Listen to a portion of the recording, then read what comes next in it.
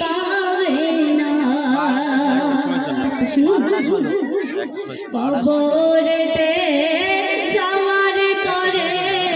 প্রশ্ন শুরু হবে নামাজে বলো তুমি ছিলে কার ধোকাতে মারবে এমন জোরে জোরে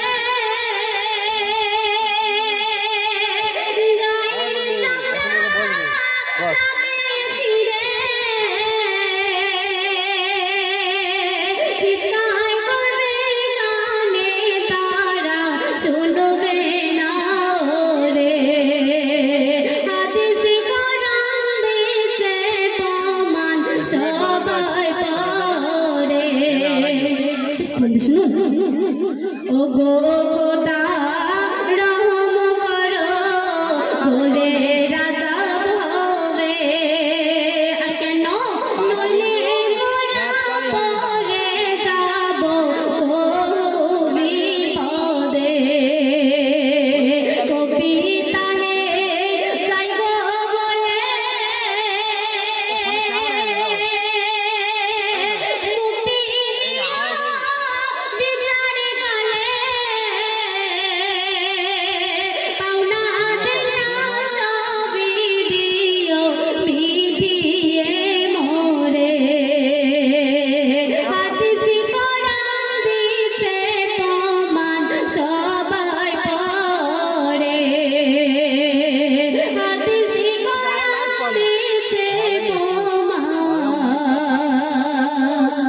সবাই পরে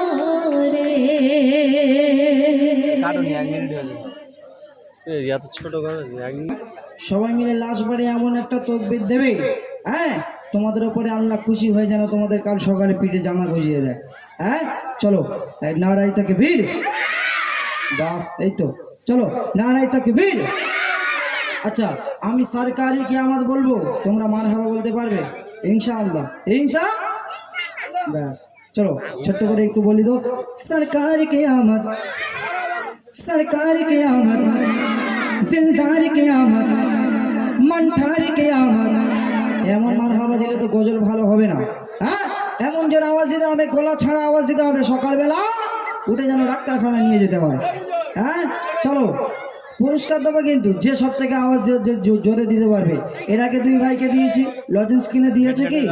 হ্যাঁ দিয়েছে তো, আচ্ছা ঠিক আছে, ওদের জিজ্ঞাসা করবে সকালবেলা যে ওর থেকে 2 টাকা বাঁচিয়ে বিড়ি খেয়েছে কিনা, সত্যি কথা জিজ্ঞাসা করবে। হ্যাঁ বিড়ি খায় না, যাই হোক চলো সরকার কিয়ামত, दिलदार कियामत, मनठार कियामत, सब मिलकर बोलो अरे जोर से बोलो मरहबा मरहबा या मुस्तफा, मरहबा या मुस्तफा, मरहबा या मुस्तफा, मरहबा या मुस्तफा। सरकार कियामत, दिलदार कियामत, मनठार कियामत, सब मिलकर बोलो अरे जोर से बोलो मरहबा मरहबा या मुस्तफा, मरहबा या मुस्तफा, मरहबा या मुस्तफा, मरहबा या मुस्तफा। যাই হোক ছোট্ট করে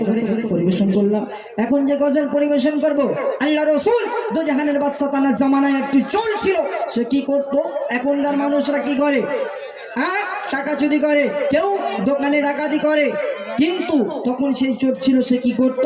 কবর থেকে কাফন চুরি করত, আর তার পেটের ভাত জোগানোর জন্য সেই চোরকে উদ্দেশ্য করে কবি লিখছে, দেখুন শোনো মুমিন মুমিনা এক চোরের ঘটনা, শোনো মুমিন মুমিনা এক চোরের ঘটনা, কবর থেকে কাফন চুরির করব আমি বর্ণনা। শোনো মুমিন মুমিনা এক চোরের ঘটনা, কবর থেকে কাফন চুরির করব আমি বর্ণনা। আল্লাহ রাসূল যুগে কি ঘটনা ঘটছে কবি লিখছে, দেখো আরব দেশে নবীর যুগে ছিল এক ছেলে,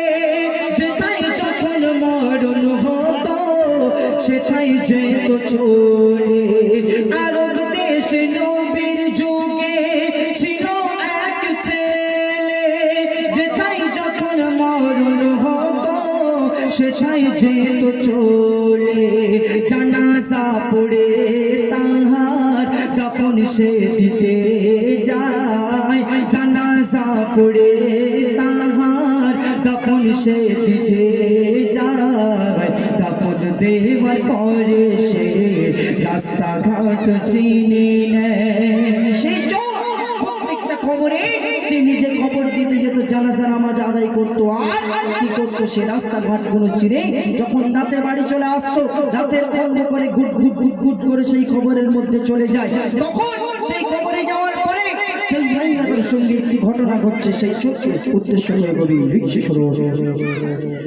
গভীর রাত হলো যখন চোর কবরে যায় চলে আর মোর তালাশ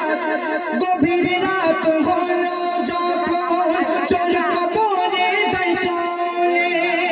আর মোর গায়ে হতে কাপড় টেনে নেই খুলে খোলার পর চোখ মেলে দেখে সুন্দরী এক নারী খোলার পর চোখ মেলে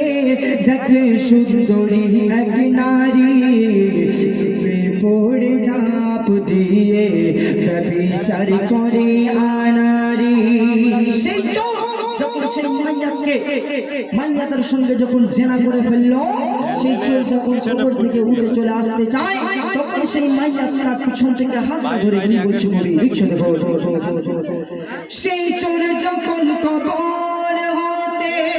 উঠে চলে আসতে চায় মোর তালাশ পিছন দিয়ে চোরের হাত ধরে টান দেয় সেই চোর যখন কবর হতে উঠে চলে আসতে চায় মোর তালাশ পিছন দিয়ে চোরের হাত ধরে টান দেয় সেই চোর যখন কবর হতে উঠে চলে আসতে চায় মোর তালাশ পিছন দিয়ে চোরের হাত ধরে টান দেয় বলে কেন করলি আমার উপর অন্যায় অত্যাচার কিয়ামত তোর নামে আল্লাহর কাছে দেব বিচার সেই যখন কবর থেকে উঠে চলে আসতে চাইবে তখন সেই নারী পিছন দিয়ে হাতটা ধরেছিল কেন সে আরব দেশে একটি নারী ছিল সে এত সুন্দর দেখতে ছিল সে এত পর্দাশীল ছিল তাকে কোনোদিন কোনো পুরুষ স্পর্শ করতে পারেনি সেই চোর যখন তার এই হাল করে যখন চলে আসলো সেই চোরের মনে একটা কেঁপে উঠলো যে আমি একটা খারাপ কাজ করেছি এর ক্ষমা কি আমার কাছে হবে না আল্লাহ রাসূলের কাছে যখন সেই চোর গিয়ে ঘটনাটি বলছে আর আল্লাহ রাসূল তাকে কি করছে গভীর লিখছে নিজের পাপের কথা ভেবে যুবক চলে যায় নবীর দ্বারে কেমনে পাপ ক্ষমা নবী বলে দাও আমারে নিজের পাপের কথা ভেবে যুবক চলে যায় নবীর দ্বারে কেমনে পাপ ক্ষমা নবী বলে দাও আমারে নবী বলে তোমার অযোগ্য চলে যাও সম্মুখ হতে নবী বলে তোমার অযোগ্য চলে যাও সম্মুখ হতে সারা শরীর ঘা হয়ে যায় চোখের পানি ঝরতে ঝরতে সেই নিজের কথা ভেবে নিজের পাপের কথা ভেবে আল্লাহ পাকের কাছে এমন দোয়া চেয়েছে আল্লাহ পাক তার এই দুনিয়ার মধ্যে একটি শাস্তি দিয়েছিল কি তার চোখের পানি যেখানে পড়েছিল সেখানে ঘা হয়ে গিয়ে সেখান থেকে পোকা উৎপন্ন হয়েছিল এটাই ছিল দুনিয়ার মধ্যে শাস্তি আল্লাহ পাক তার উপরে খুশি হয়ে আল্লাহ রাসূলের কাছে যখন আরো একবার চলে গেল তখন কি হচ্ছে শেষ কথাই করি লিখছে নবীর কথা ভেবে তখন যুবক চলে যায় নবীর দ্বারে দ্বিতীয়বারে নবীর দ্বারে চোর বলে মন মানে না নবী বলে ফিরে জানা তোর মুখ দেখতে চায় না দ্বিতীয়বারে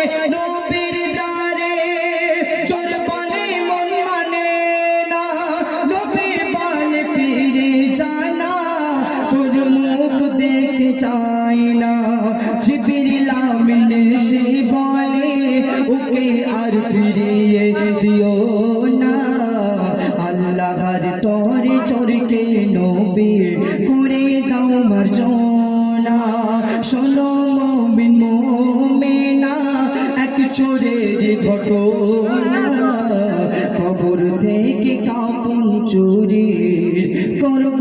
আমি বর্ণনা। আমার একদম নতুন ইউটিউবে ছড়া হয়েছে, তো যাই হোক একটু সমস্যা হয়েছে, আপনারা মানিয়ে নেবেন। এখন আপনাদের সম্মুখে যে গজল পরিবেশন করব, আজকালকার বাড়িতে দেখবেন প্রত্যেকজনের বাড়িতে 4টা 5টা 6টা 10টা করে মোবাইল আছে। এই মোবাইলের মধ্যে খারাপ ভালো সব কিছুই আছে। সেই মোবাইল সম্পর্কে গজল পরিবেশন করছি। কবি লিখছে, দেখো। ফোন হয়েছে কাল তোমার, ফোন হয়েছে কাল,